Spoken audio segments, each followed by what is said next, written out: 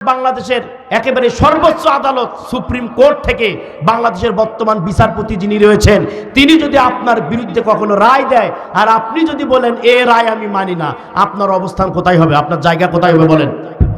আপনি বাংলাদেশের প্রধান বিচারপতির রায় যদি আপনি না মানেন, বিচারপতি আপনাকে কি করবে? বেটা পাগল, ঠিক কিনা? কথা বলুন, ঠিক কিনা? আপনাকে জেলখানার মধ্যে ভর্তি করাবে না? সবাই বলুন, জেলখানার মধ্যে ভর্তি করাবে না? সম্মানিত ভাইয়েরা আমার, দুনিয়ার বিচার ব্যবস্থা যদি এই হয়, ম্যাজিস্ট্রেট রায় দিয়েছে এইটা না মানার কারণে যদি দুনিয়াতেই আপনাকে জেলখানা যেতে হয়, আল্লাহ তো একটা বিধান দিয়েছেন, ওয়া ক্বাদা রাব্বুকা আল্লা তা'বুদু ইল্লা ইয়্যা ইন্নানি আনাল্লাহ লা ইলাহা ইল্লা আনা ফা'বুদুনি ওয়া আকিমিস সালাতা লিযিকরি। আল্লাহু আকবার বলেন। সম্মানিত ভাইয়েরা আমার, আল্লাহ একটা রায় দিয়েছেন, গোলামি চলবে কার? সবাই বলুন, গোলামি চলবে কার? আইন মানতে হবে কার? আল্লাহ রাব্বুল আলামিন বলছেন, আলা লাহুল খালকু ওয়াল আমরু তাবারাকাল্লাহু রাব্বুল আলামিন।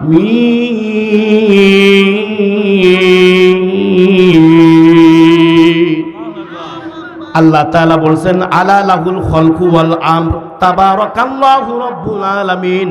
জেনে রেখো, সৃষ্টি যার, আইন চলবে কেবলমাত্র শুধুমাত্র একমাত্র তার। সবাই আমার সাথে আওয়াজ দিয়ে বলুন, সৃষ্টি যার, আইন চলবে কার? আমাদেরকে সৃষ্টি করেছেন কে? আসমান কার?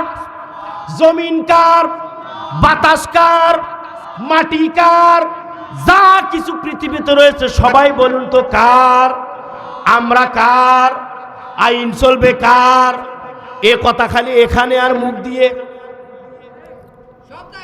হ্যাঁ, এ কথা খালি মুখ দিয়ে আইন চলবে আল্লাহর, আইন চলবে আল্লাহর, আইন চলবে আল্লাহর। আল্লাহর তো আইন চলবেই, সেটা আপনাদেরকে প্রমাণ করে দেওয়া লাগবে আগামী 12 তারিখে। কথা বলুন, ঠিক কিনা? সম্মানিত ভাইয়েরা আমার, আপনি আল্লাহর আইন চাইবেন, আল্লাহর আইনের পক্ষে থাকবেন না, তাহলে তো আপনি টাটকা মুনাফিক, ঠিক কিনা বলেন? টাটকা কি? কথা দিয়ে যে কথা রাখে না তারে কি কয়? তারে কি বলে? বলে মুনাফিক বলে। সম্মানিত ভাইয়েরা আমার, আল্লাহ রাব্বুল আলামিন এইবার বলছেন, আবারও একটা জেলখানা রয়েছে। আবার যে বান্দাগুলো আমি আল্লাহর দেওয়া জীবন বিধান মানবে না, সংবিধান মানবে না, আল্লাহর দেওয়া দিন, আল্লাহর দেওয়া ইসলাম মানবে না, রব্বুল আলামিন তাদেরও জন্য একটা জেলখানা নির্ধারণ করেছেন। আওয়াজ দিয়ে বলতে হবে, তার নাম কি? তার নাম জাহান্নাম। তার নাম, আল্লাহ তাআলা বলছেন, ইন্না জাহান্নামা কানাত মিরসাদা লিত্তাগিনা মাআবা। আওয়াজ দিয়ে বলুন আল্লাহু আকবার।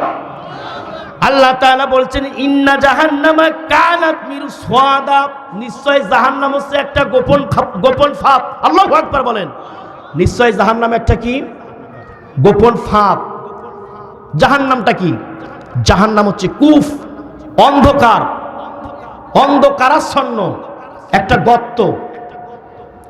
আল্লাহ তাআলা বলছেন, ওয়ালিল্লাযীনা কাফারু বিরাব্বিহিম আযাবু জাহান্নাম ওয়া বিইসাল মাসীর।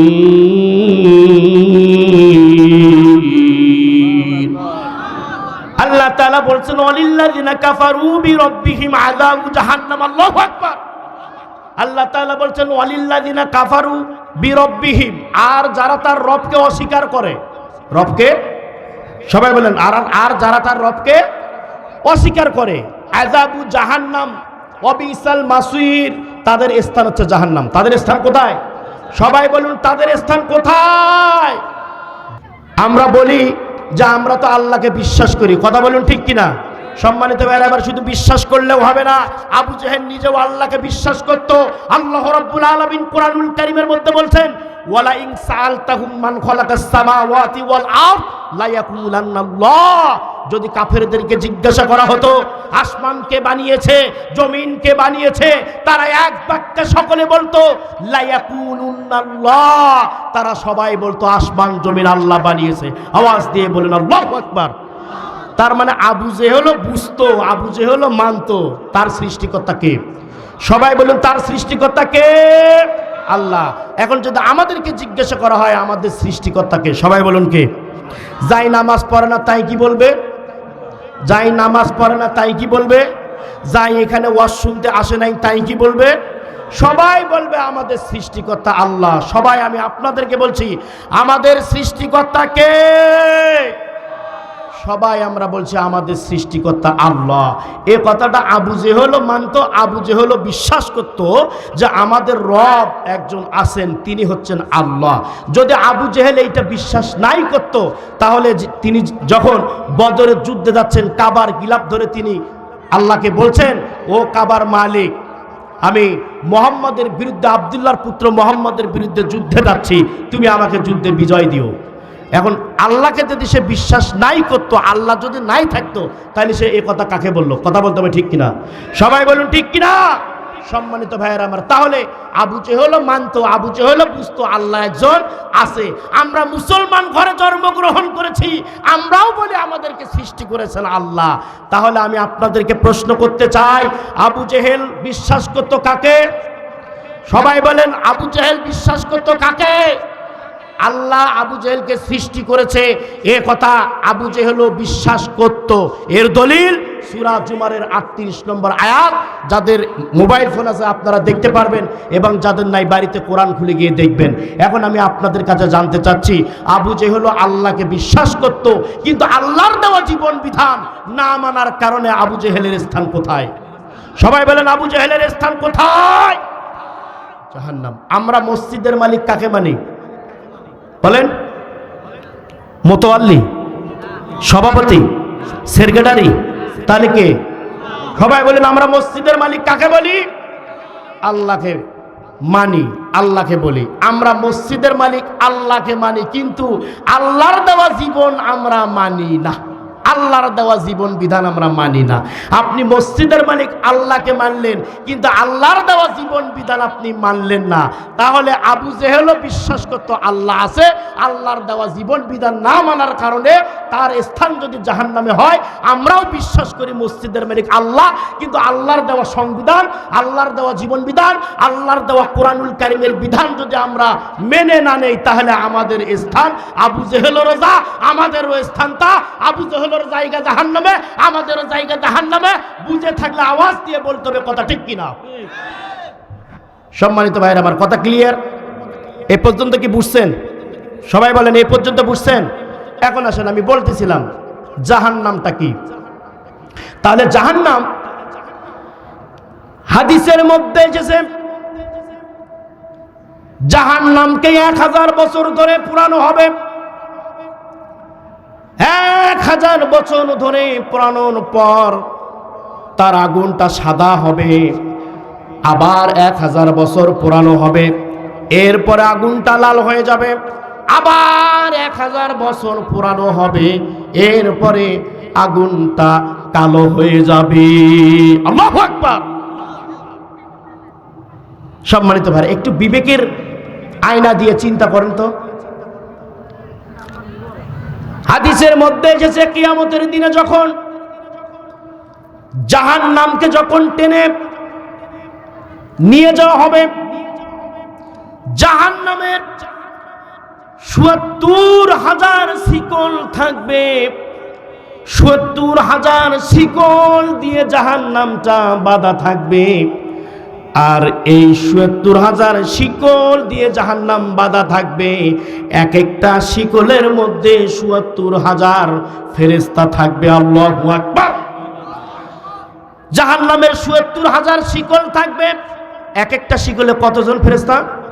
সবাই বলেন কতজন?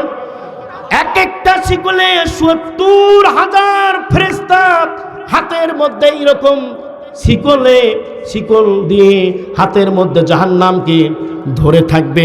এরপরেও জাহান্নাম এত জোরে জোরে হুঙ্কার দিবে, এই হুঙ্কার যখন দিবে আর ৭০,০০০ এক একটা শিকলের মধ্যে ৭০,০০০ ফেরেশতা থাকবে, এই ফেরেশতাগুলোর হাত থেকে জাহান্নাম যখন হুঙ্কার দিয়ে যখন সামনের দিকে যখন যেতে থাকবে, হযরতে জিবরাইল আমিন ফেরেশতা আল্লাহ তাআলার ডান পাশে থাকবেন। এই দৃশ্য দেখে জিবরাইল আমিন ফেরেশতা বলবে, আল্লাহ তাআলা আমাকে বাঁচাও, আমাকে বাঁচাও। আল্লাহু আকবার। সম্মানিত ভাইয়েরা আমার, এই দৃশ্য যখন আমাদের নবী মুহাম্মদুর রাসূলুল্লাহ, সবাই বলেন সাল্লাল্লাহু আলাইহি ওয়াসাল্লাম, এই দৃশ্য যখন আল্লাহর নবী দেখতে পাবেন, আল্লাহর নবী ওই মুহূর্তেও বলবেন, ইয়া হাবলি উম্মতি, ইয়া হাবলি উম্মতি। আল্লাহু আকবার। আল্লাহ আমার উম্মতকে বাঁচাও, আমার উম্মতকে বাঁচাও। সুবহানাল্লাহ বলেন প্রিয় ভাইরা আমার, সম্মানিত ভাইরা আমার। এই জাহান্নামে কি আমরা যেতে চাই? সবাই বলেন এই জাহান্নামে কি আমরা যেতে চাই? কারা কারা যেতে চান হাত তোলেন তো। কেউ যাব না, আমরা জাহান্নামে কেউ যাব না, এইটা আমরা চাই। তাহলে জাহান্নামে যাওয়ার কারণ হচ্ছে চারটা। সবাই বলেন কয়টা? আওয়াজ দিয়ে বুঝে থাকলে বলেন, জাহান্নামে যাওয়ার কারণ কয়টা? এক নাম্বার নামাজ না পড়া। এক নাম্বার, সবাই বলেন নামাজ না পড়া। এখন যারা নামাজ পড়ে না তারা কোথায় যাবে? সবাই বলেন। আমি জানি এখন আপনারা বলবেন না, কারণ এখানে বেনামাজি আছে না নেই? সবাই বলেন আছে না নাই? সম্মানিত ভাইরা আমার, তাহলে নামাজ না পড়লে জাহান্নামে যাওয়া লাগবে, এ ফতোয়া কি আমি দিলাম? আমি কি বানালাম? এ ফতোয়া দিয়েছেন কে? সবাই বলেন এ ফতোয়া দিয়েছেন কে? নামাজ না পড়লে জাহান্নামে যাওয়া লাগবে। আমার উপরে রাগ করিয়েন না প্রিয় ভাইরা আমার। রাগ যদি করতেই হয়, কত বড় মরদ আছেন, আল্লাহর উপরে করেন।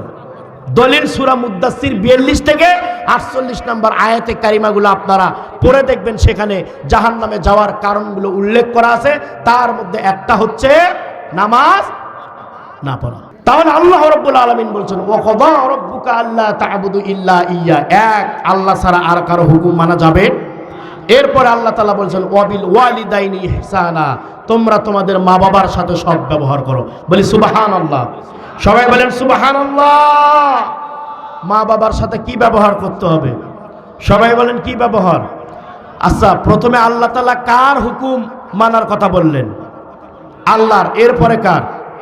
সবাই বলেন এরপরে কার? এরপরে মা বাবার হুকুম মানার কথা বললেন। তাহলে আল্লাহর পর পরে কার স্থান? সবাই কথা কয় না কে রে? আল্লাহর পরে পরে কার স্থান? মা বাবার স্থান, ঠিক কিনা?